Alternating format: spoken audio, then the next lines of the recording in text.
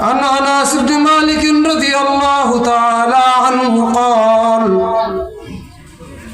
قال رسول الله صلى الله عليه وسلم لا تقوم الساعة حتى يتباهي الناس في المساجد صدق الله العظيم وصدق رسوله النبي الكريم ونحن على ذلك لمن الشاهدين والشاكرين والحمد لله رب العالمين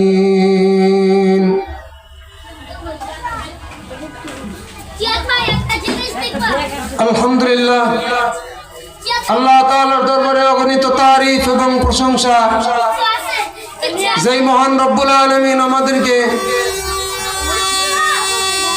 একটি দ্বীনি প্রতিষ্ঠান জামিয়া ইমদাদিয়া দারুল উলুম বেলনা মাদ্রাসার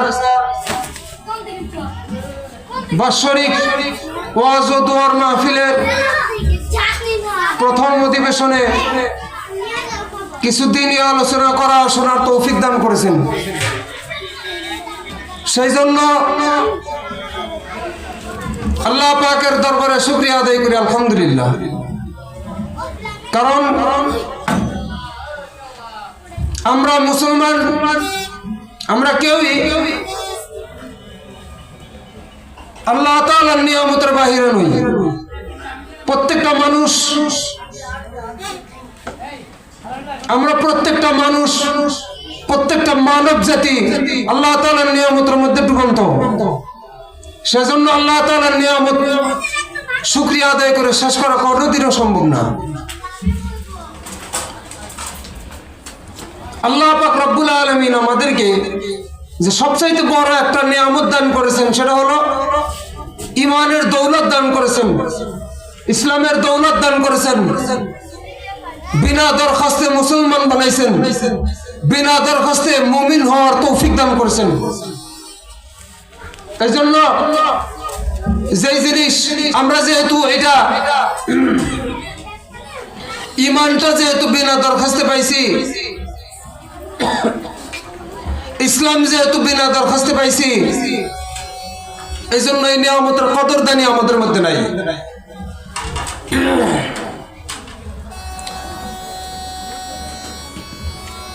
কিন্তু আল্লাহ পাক রব্বুল আলামিনের কাছে প্রত্যেকটা নিয়ামতের হিসাব দিতে হবে। আল্লাহ পাক রব্বুল আলামিন সূরা আরাফের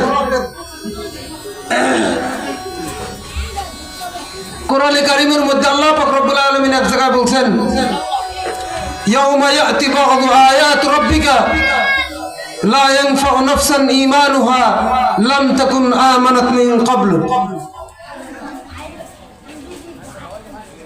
এই আয়াতে কারিমার ব্যাখ্যায় রাসূলের হাদিস, আমাদের প্রিয় নবীজির হাদিস, হাদিসে পাকে রাসূল সাল্লাল্লাহু আলাইহি ওয়াসাল্লাম বলছেন, সালাসাতুন ইযা খরাজনা লাম তাকুন আমানাত,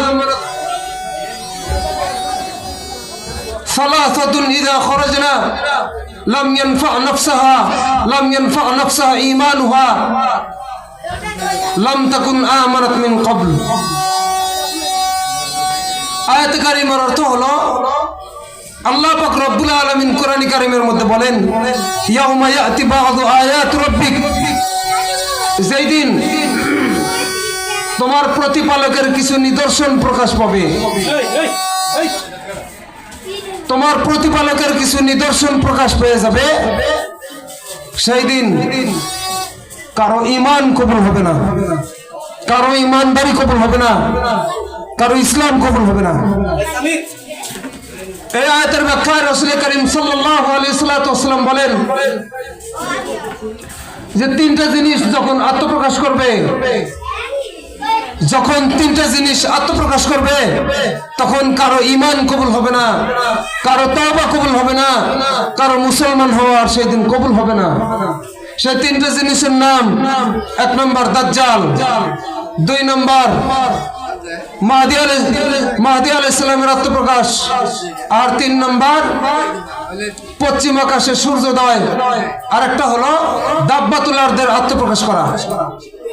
এই 3টা জিনিস যখন আত্মপ্রকাশ করবে, যখন বের হবে, মানুষের সামনে যেদিন আসবে, সেই দিন কারো ঈমান কবুল হবে না, কারো তওবা কবুল হবে না, কারো মুসলমান হওয়া কবুল হবে না। সেজন্য ভাই, মাইকের আওয়াজ যতদূর পর্যন্ত যায়, প্রত্যেকটা মুসলমান ভাইয়ের কাছে আমার একটাই আবেদন থাকবে যে আমরা সময় আসার আগেই ভাই আমরা তওবা করে নেই। যেদিন পশ্চিম আকাশ সূর্যোদয় হবে, সেদিন কারো তওবা কবুল হবে না, কারো ঈমান কবুল হবে না, কারো মুসলমান হওয়া কবুল হবে না। সেই জন্য ভাই, এই সমস্ত জিনিসগুলো আত্মপ্রকাশ করার পূর্বেই আমাদেরকে সঠিক পথে আসতে হবে, ঈমানের পথে আসতে হবে।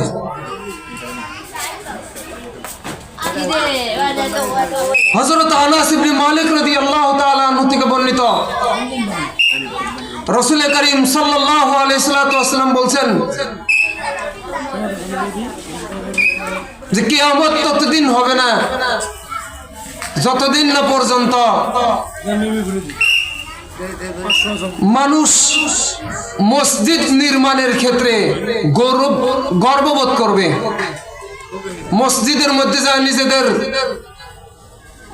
আত্মপরিচয় নিয়ে গর্ব করবে, অথবা মসজিদ নির্মাণ করতে যা গর্ব করবে। এক মহল্লাওয়ালারা আর এক মহল্লার সাথে গৌরব করবে আমাদের মসজিদটা বেশি উন্নত বলে, অথচ মসজিদ ঠিকই নির্মাণ হবে, কিন্তু মসজিদ আল্লাহ তাআলার হেদায়েতের আলো থেকে খালি হয়ে যাবে, মুসল্লি কমে যাবে, কিন্তু মসজিদ উন্নত হবে কিয়ামতের আগে। আরেকটা হাদিসে রাসূল করিম সাল্লাল্লাহু আলাইহি ওয়াসাল্লাম বলছেন, হযরত আনাস ইবনে মালিক রাদিয়াল্লাহু তাআলা আনহু থেকে বর্ণিত হাদিস, হুজুর সাল্লাল্লাহু আলাইহি ওয়াসাল্লাম বলেন,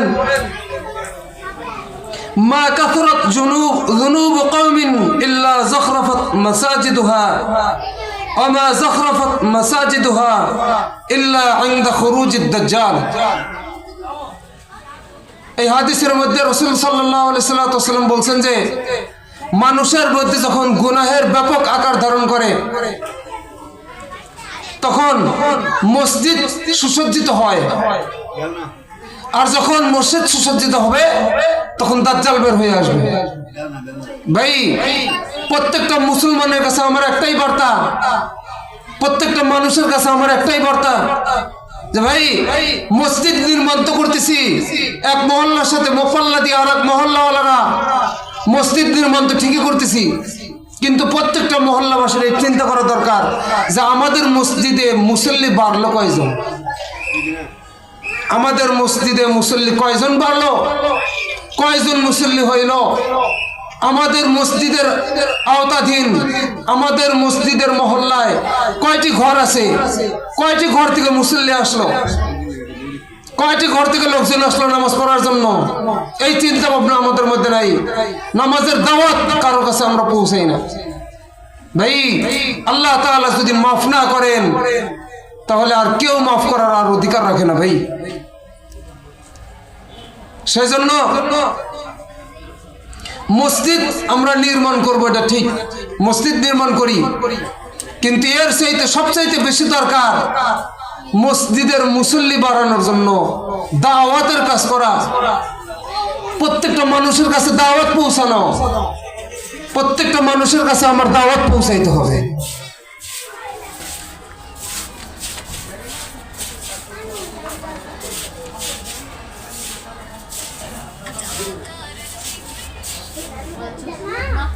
একটা হাদিসে রাসূল করিম সাল্লাল্লাহু আলাইহি ওয়াসাল্লাম বলছেন যে কিয়ামতের আগের ভবিষ্যৎবাণী সম্পর্কে একটা হাদিসে আসছে, তিরমিজি শরীফের হাদিস, হাদিসের মধ্যে 15টা বিষয় সম্পর্কে উল্লেখ করা হয়েছে। সবগুলো বিষয় থেকে আমাদের সতর্ক থাকার দরকার। সবগুলো ফিতনা থেকে আমাদের সতর্ক থাকা দরকার। এক নম্বর, যখন গনিমতের মালকে নিজের মাল মনে করা হবে।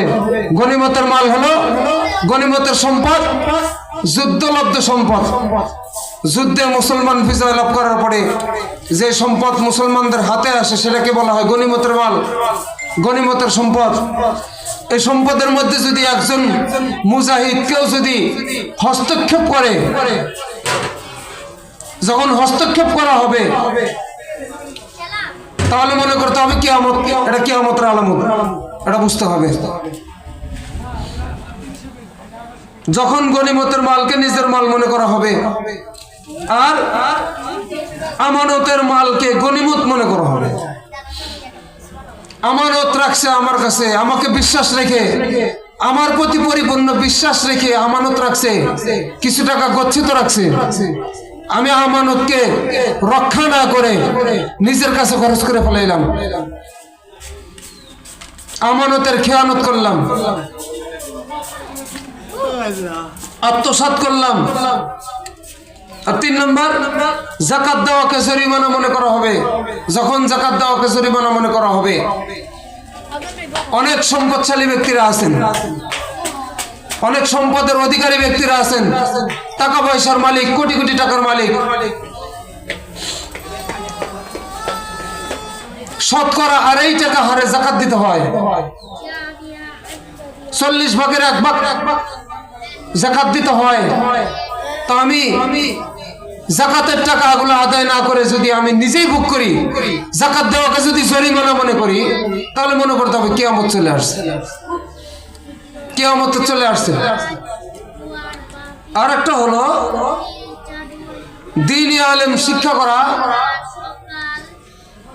এটা রাসূল সাল্লাল্লাহু আলাইহি ওয়াসাল্লামের আদেশ, আল্লাহ তাআলার পক্ষ থেকে আদেশ, দ্বীনি আলেম শিক্ষা করতে হবে। কিন্তু এমন একটা সময় আসবে বা এসে গেছে যে দ্বীনি আলেম শিক্ষা করা হইতেছে বা হবে দুনিয়া কামাইয়ের উদ্দেশ্যে। আল্লাহ তাআলা আমাদের সবাইকে মাফ করুক। যে আমাদের দ্বীনি আলেম অর্জন করা এটা যেন দুনিয়ার উদ্দেশ্যে না হয়, একমাত্র দ্বীনের উদ্দেশ্যে যেন হয়, দ্বীনি খিদমতের উদ্দেশ্যেই যেন দ্বীনি আলেম শিক্ষা করা হয়। দ্বীনি আলেম শিক্ষা করা এটা যেন আমাদের দ্বীনি উদ্দেশ্যেই হয়, দ্বীনকে হেফাজত করার জন্য যদি হয়, এটা যেন হয় দ্বীনকে হেফাজত করার জন্য। আমার দ্বীনি আলেম শিক্ষা করা এটা দুনিয়া হাসিলের জন্য যেন নিয়ত না থাকে, সেজন্য আমাদের সকলের নিয়ত খালেস করা দরকার, আমাদের নিয়তকে খাঁটি করা দরকার। আমাদের মাদ্রাসার মধ্যে একথাই শেখানো হয়, আখলিস দীনাকা ইয়াকফিকাল আমালুল কলিল। তোমার দ্বীন খাঁটি করো, তোমার ঈমান খাঁটি করো, ঈমান মজবুত করো। ঈমান মজবুত করতে হবে, দ্বীনকে খাঁটি করতে হবে, ঈমানকে খাঁটি করতে হবে। দ্বীনি আলেম শিক্ষা করতে হবে একমাত্র আল্লাহ তাআলাকে রাজি খুশি করার জন্য। আর একটা মারাত্মক কথা, 5 নম্বর, মানুষ তার স্ত্রীর আনুগত্য করবে। প্রত্যেকটা পুরুষ, বিবাহিত পুরুষ তার স্ত্রীর কথা শুনবে। স্ত্রীর কথা শুনে মা বাবাকে দূরে ঠেলে দিবে, ভাইকে দূরে ঠেলে দিবে, নিজের বোনকে দূরে ঠেলে দিবে। সেই জন্য প্রত্যেকটা স্ত্রী যারা আছেন তারা নিজেদের স্বামীর সাথে ভালো ব্যবহার করবে ইনশাআল্লাহ। অনেক ভাই আছেন, অনেকেই আছেন তার স্ত্রীর কথা শুনে মা বাবাকে দূরে ঠেলে দেয়, বাবাকে দূরে ঠেলে দেয়, স্ত্রীর আনুগত্য করে। এটা কিয়ামতের একটা আলামত। 6 নম্বর, মায়ের নাফরমানি করবে, মা বাবার কথা শুনবে না, বাবাকে পরের মতো দূরে ঠেলে দিবে। মায়ের নাফরমানি করবে, বাবাকে পরের মতো দূরে ঠেলে দিবে, বৃদ্ধাশ্রমে রেখে আসবে, মাকে বৃদ্ধাশ্রমে রেখে আসবে, বাবাকে বৃদ্ধাশ্রমে রেখে আসবে। আর আরেকটা হলো 9 নম্বর, মসজিদে শোরগোল বেড়ে যাবে। মসজিদে মানুষ যায় নামাজ আদায় করার জন্য, আমরা যাই মসজিদে নামাজ আদায় করার জন্য। মসজিদের মধ্যে যদি সামান্য একটু সময় থাকে, নামাজের আগে একটু সময় থাকে, তখন যত রকমের দুনিয়াবি কথা আছে চলতে থাকে। নামাজের আগ মুহূর্তে কিছু দিনই আলোচনা করা বা একজন কিছু দিনই কথা বলবে এরকম কেউ নাই। নবীজির হাদিসের কথা বলবে, সাহাবীর জীবনী নিয়ে আলোচনা করবে এরকম কেউ নাই। আমার বাজারে কি হলো, বাড়িতে কি হলো, এই নিয়ে আলোচনা। আর 10 নম্বর আর 11 নম্বর হলো গোত্রপতি ও সমাজপতি হবে নিকৃষ্ট লোক ও ফাসেক লোক। গোত্রপতি আর সমাজপতি, সমাজে নেতৃত্ব দানকারী, এলাকার নেতৃত্ব দানকারী ফাসেক লোক আর নিকৃষ্ট লোকটি হবে। যখন এরকম ভাব এরকম অবস্থা তৈরি হবে,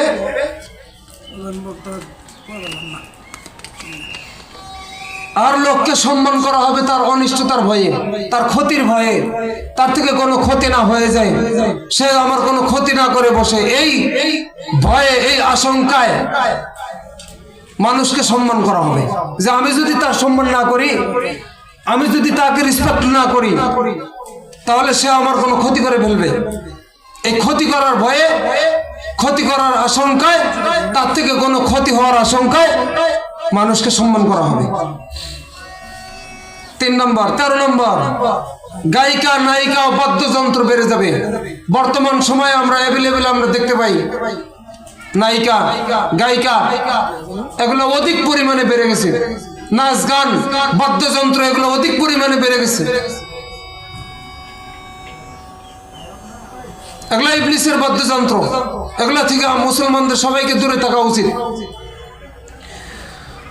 আর একটা হলো ব্যাপক হারে শরাব পান করা হবে। এখন তো মদের লাইসেন্স দেওয়া হয়, বিভিন্ন জায়গায় মদের লাইসেন্স, শরাবের লাইসেন্স দেওয়া হয়। যুবকগুলো ঠিক হবে কিভাবে? যুবকদেরকে যদি ঠিক করতে যাই, যুবকদেরকে সৎ পথে আনতে পরিপূর্ণ একটা বাধা মদের লাইসেন্স, শরাবের লাইসেন্স।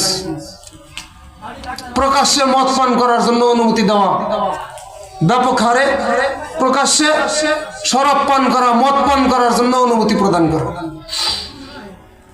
আর একটা হলো এই উম্মতে মুহাম্মাদির পরবর্তী লোকেরা, অর্থাৎ আমরা পরবর্তী উম্মত, এই পরবর্তী লোকদের মধ্যে কিছু কিছু লোক থাকবে যারা পূর্ববর্তী লোকদেরকে, পূর্ববর্তী বড় বড় আলেমদেরকে তহমত দিবে, তাদেরকে গালি দিবে, তাদেরকে বকা দিবে। বর্তমানে এগুলোই চলতেছে। অনলাইনে, সোশ্যাল মিডিয়ায় ঢুকলে পরে দেখা যায় কিছু কিছু লোক, কিছু কিছু আলেমেরা পূর্ববর্তী আলেমদেরকে তহমত দিয়ে থাকে, মিথ্যা অপবাদ দিয়ে থাকে, তাদেরকে গালিগালাজ করে, বকাবকি করে থাকে। যখন এই 15 প্রকারের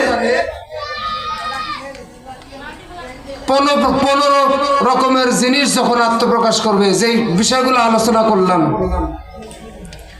এগুলো যখন আত্মপ্রকাশ করবে, যখন আমাদের সামনে যখন দেখা যাবে, তখন আমাদের উপরে, এই মানুষের উপরে, এই মুসলমানের উপরে বা এই জাতির উপরে আল্লাহ পাক রব্বুল আলামিন 5 প্রকারের আযাব দান করবেন, আযাব নাযিল করবেন। 5 প্রকারের আযাব। 1 নম্বর, লাল ধূলি ঝড় হবে মানুষের উপরে, মুসলমানদের উপরে লাল ধূলি ঝড় আসবে। 2 নম্বর, ভূমিকম্প আসবে, অধিক পরিমাণে ভূমিকম্প আসবে। লাল ধূলি ঝড় আমরা কখনো দেখি নাই, কিন্তু আল্লাহ তাআলার পাঠাইতে বেশি সময় লাগবে না। 2 নম্বর যেটা আছে ভূমিকম্প, অধিক পরিমাণে ভূমিকম্প, এটা আমরা মাঝে মাঝেই দেখতেছি। যেহেতু আমরা যদি হিসাব করতে যাই, এই 15 রকমের জিনিস, 15 রকমের কথা, যে কথাগুলো বললাম, 15 রকমের ফিতনা, এই 15 রকমের ফিতনা মানুষের সামনে যেহেতু আত্মপ্রকাশ ঘটে গেছে, এখন আর 5 প্রকারের আযাব আসতে আর আমাদের উপরে আর বেশি সময় নেই, যখন তখন চলে আসবে। যেহেতু ঘন ঘন ভূমিকম্প হয়, আমরা 2 নম্বর আযাবটা আমরা দেখতে পাই। 3 নম্বর, ভূমিধস। এই ভূমিধসের কথা একটা হাদিসের মধ্যে আসছে যে 3টে ভূমিধস হবে, একটা পশ্চিম দিকে, একটা পূর্ব দিকে, আর একটা মধ্য অঞ্চলে, মধ্য দিকে একটা হবে।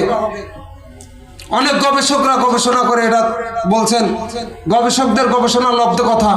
আল্লাহ পাক রব্বুল আলামিন আমাদেরকে হেফাজত করুক। গবেষণা যারা করে, যারা গবেষক আছে, গবেষকদের একটা উপলব্ধ কথা হলো তারা এই কথা বলছেন, একথা একটা ভবিষ্যৎবাণী করছেন যে আল্লাহ রসুল সাল্লাল্লাহু আলাইহি ওয়াসাল্লাম যে পূর্বের দিকে ভূমিধসের কথা বলছেন, পূর্ব দিকে ভূমিধস হবে, এটাই ভারতবর্ষ হবে, আমাদের দেশে হইতে পারে। আল্লাহ তাআলা হেফাজত করুন। আর 4 নম্বর, চেহারা বিকৃত করা হবে, চেহারার পরিবর্তন, চেহারার রূপ পরিবর্তন করে ফেলবে। আল্লাহ পাকের দেওয়া চেহারা অনেক সুন্দর,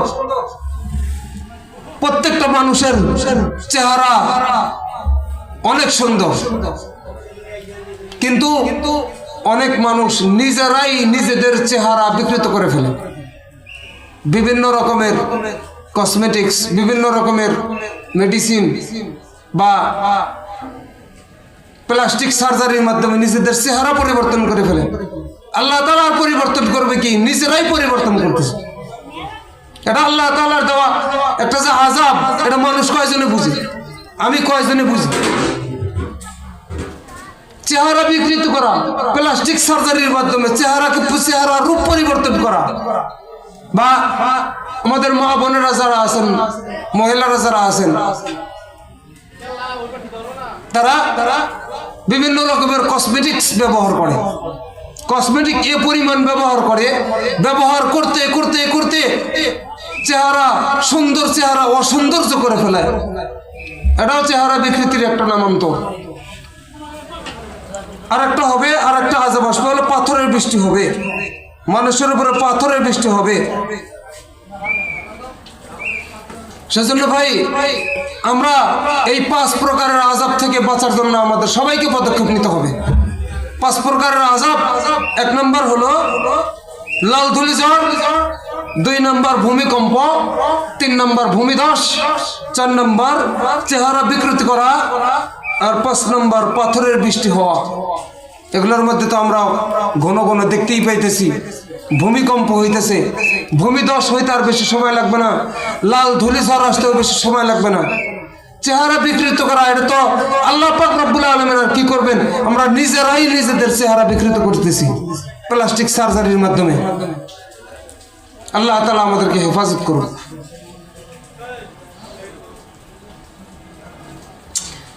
ভবিষ্যৎবাণীর আরেকটা হাদিস, তিরমিজি শরীফের 2162 নম্বর হাদিস। عن أبي هريرة رضي الله تعالى عنه قال قال رسول الله صلى الله عليه وسلم من أشار على أخيه بحديدة لعنته الملائكة। হযরত আবু হুরায়রা রাদিয়াল্লাহু তাআলা আনহু হতে বর্ণিত, রাসূল করিম সাল্লাল্লাহু আলাইহি ওয়াসাল্লাম বলছেন যে কোন ব্যক্তি যদি তার ভাইয়ের দিকে, মুসলমান হয়ে মুসলিম ভাইয়ের উপরে অস্ত্র উঠায়, কোন মুসলমান হয়ে আরেকজন মুসলমান ভাইয়ের উপরে যদি অন্যায়ভাবে অস্ত্র উঠায়, অস্ত্র যে ব্যক্তি উঠাইলো তার উপরে আল্লাহ তাআলার লানত, ফেরেশতাদের লানত, ফেরেশতাদের অভিশাপ, আল্লাহ তাআলার অভিশাপ তার উপর নাযিল হয়।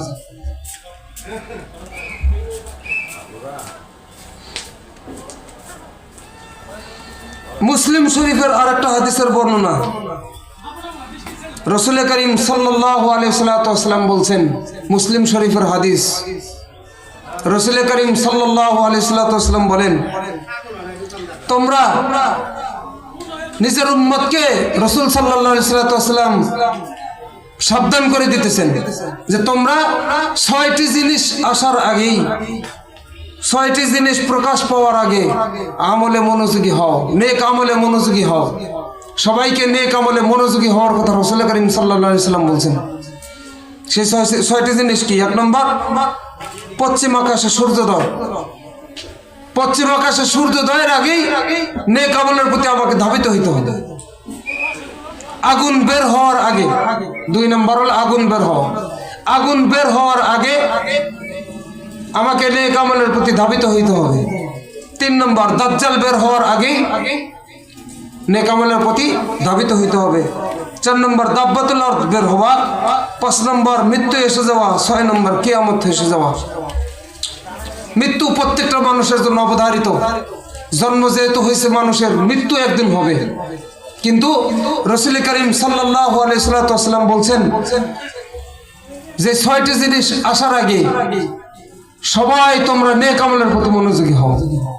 সবাইকে নেক আমলের প্রতি উদ্বুদ্ধ করছেন, নেক আমলের প্রতি উদ্বুদ্ধ করছেন রাসূল করিম সাল্লাল্লাহু আলাইহি ওয়াসাল্লাম। সেই 6টি জিনিসগুলো আমি আবার বলতেছি। 1 নম্বর, পশ্চিম আকাশে সূর্যোদয় হওয়া। 2 নম্বর, আগুন বের হয়ে আসা। 3 নম্বর, দাজ্জাল বের হওয়া। 4 নম্বর, দাব্বাতুল আরদ বের হওয়া। 5 নম্বর, মৃত্যু এসে যাওয়া। 6 নম্বর, কিয়ামত এসে যাওয়া। এই 6টি জিনিস আসার আগে আমাদের সবাইকে সৎ পথে চলে আসতে হবে। ভাই, যেই দিন পশ্চিম আকাশে সূর্যোদয় হবে সেদিন সবাই তওবা করবে, মুসলমান হইতে চাইবে, ঈমান আনতে চাইবে।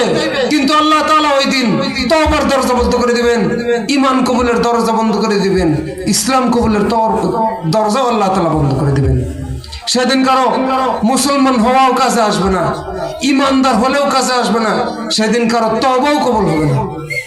দাজ্জাল যেদিন বের হয়ে আসবে সেদিন কারো তওবা কবুল হবে না, কারো ইসলাম গ্রহণ কবুল হবে না, কারো ঈমান আনা কবুল হবে না। এগুলো আসার আগে আগেই আমাকে ভালো হইতে হবে, আমাকে সৎ পথে চলে আসতে হবে।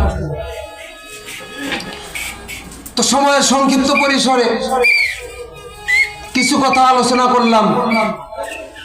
মাইকের আওয়াজ যতদূর পর্যন্ত যায়, প্রত্যেকটা মুসলমান ভাই বোনের কাছে আমার আবেদন থাকবে, সবগুলো কথা আমি বুঝি, সবগুলো কথা অনুধাবন করে তদনুযায়ী আমল করার জন্য আল্লাহ পাক রব্বুল আলামিন আমাদের সবাইকে তৌফিক দান করেন। ওয়া আখিরু দাওয়ানা আনিল হামদুলিল্লাহি রাব্বিল আলামিন। আসসালামু আলাইকুম ওয়া রাহমাতুল্লাহি ওয়া বারাকাতুহু।